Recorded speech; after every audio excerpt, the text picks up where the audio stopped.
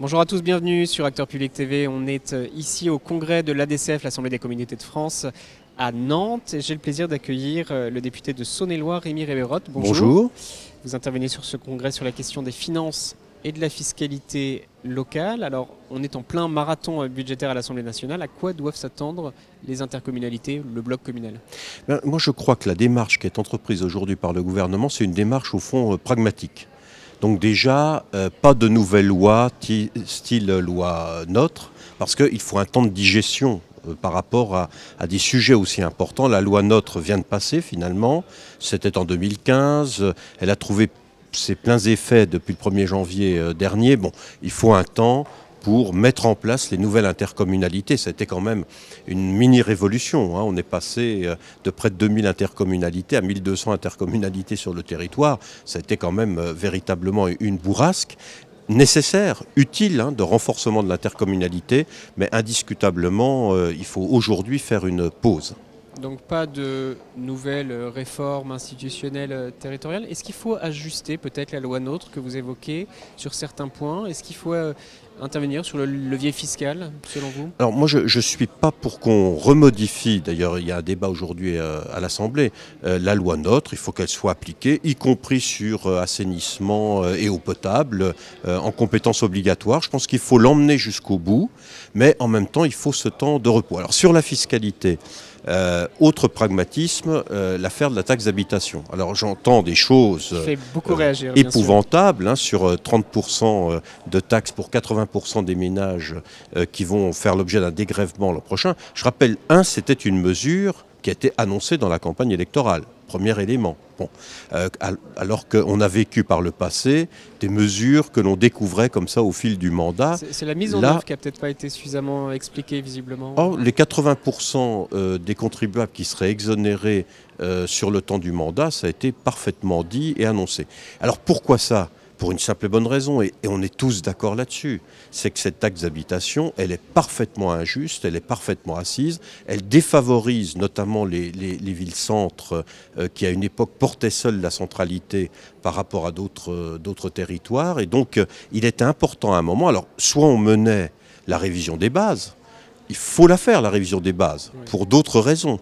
Mais indiscutablement, elle ne se fera pas au rythme où c'était prévu. Je vous rappelle que ça fait presque 50 ans qu'on attend en réalité une réforme profonde des bases, et notamment, bien sûr, des bases cadastrales. Donc, si vous voulez, il est clair qu'elle ne se fera pas dans les délais nécessaires. Et donc, il fallait à un moment, pragmatique, je le disais, prendre le taureau par les cornes et dire, bon, écoutez, cette taxe, elle est mal assise, elle crée des inégalités, on en exonère une grande partie des contribuables. Par contre, on le compense à l'euro auprès des collectivités.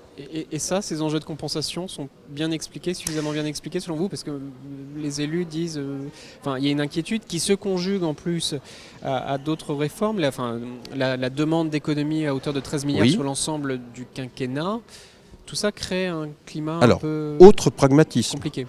Les 13 milliards, plutôt que d'aller chercher quelques centimes ou quelques milliers d'euros dans des petites collectivités, où là ça peut être très déstabilisant pour finalement faire porter les formes de manière certes égale, mais finalement inéquitable, l'idée était de dire on contractualise avec 319 collectivités, les plus importantes, là où c'est 80% j'allais dire de la dépense locale qui s'y fait, on contractualise avec ces collectivités-là dans un effort commun de réduction, je dis bien effort commun de réduction, c'est-à-dire aussi bien côté État que côté collectivité territoriale. Parce que voyez-vous, le mandat précédent, j'entendais des choses ce matin qui m'ont fait un peu sourire, le mandat précédent, 11 milliards demandés aux collectivités, d'économies qui ont été faites et de baisse de dotation. Par contre, pendant ce temps-là, l'État lui glissait de 8 milliards, si vous voulez. Donc, nous, on a contribué, sous le mandat précédent, on a contribué à l'effort de redressement des comptes publics. L'État, j'ai l'impression un peu moins, surtout à la fin, comme disait je ne sais plus qui, juste avant les élections, où quand même il y a eu quelques glissements, si vous voulez. Voilà, tout cela va être débattu et manifestement, il y a encore quelques tensions. On l'a vu la semaine dernière du côté de Régions de France qui claquent la porte de la Conférence nationale des territoires. Alors, moi, je suis surpris par rapport à ça. Parce que, si vous voulez, il y a deux manières de pratiquer. soit on est jacobin et on dit voilà, vous ferez 13 milliards d'économies et c'est comme ça, et c'est ce qui s'est passé sous le mandat précédent. Soit on essaye d'être dans des logiques de contractualisation et des logiques de fixation d'objectifs que l'on peut éventuellement partager. Et donc, on essaye de faire en sorte que on tient compte des situations particulières, locales, de telle intercommunalité, etc. Ça me semble, l'État partenaire, ça me semble véritablement une démarche, pour le coup, girondine, et pour le coup, de dire on parle entre partenaires. Les collectivités que nous sommes, pendant des années, on a souhaité le fonctionnement de ces conférences de territoire. Et voilà-t-il pas que, quand on les met réellement en œuvre, cette fois-ci, on claque la porte aux premières, j'allais dire, difficultés. Moi, je crois que fondamentalement, derrière tout ça, il y a des logiques politiques d'un autre âge. Je ne dirais pas l'ancien monde, je dirais d'un autre âge.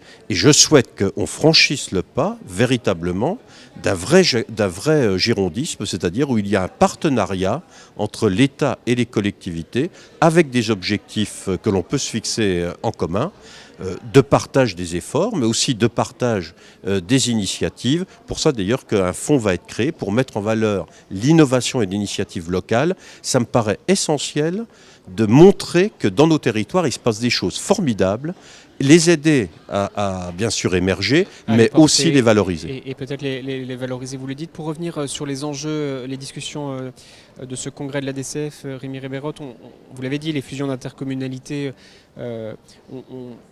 c'est le seuil de 15 000 habitants depuis le 1er janvier, elles ont réduit certaines disparités entre les intercommunalités, mais ces disparités restent réelles au sein des territoires intercommunaux. Comment faire pour les faire reculer? D'abord, est-ce que c'est un constat que vous partagez, et puis comment Oui, faire? mais tout ça est très récent.